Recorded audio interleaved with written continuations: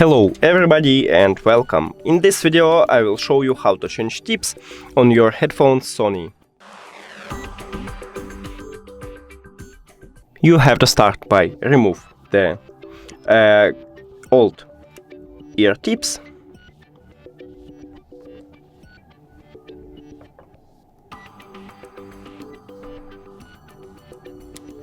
Here we go. And the second one.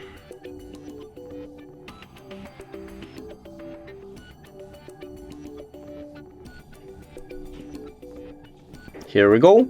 Now, select the new ear tip size and attach the new ear tip. I have only one, so I will show it to you in my size. Here we go. And the second one.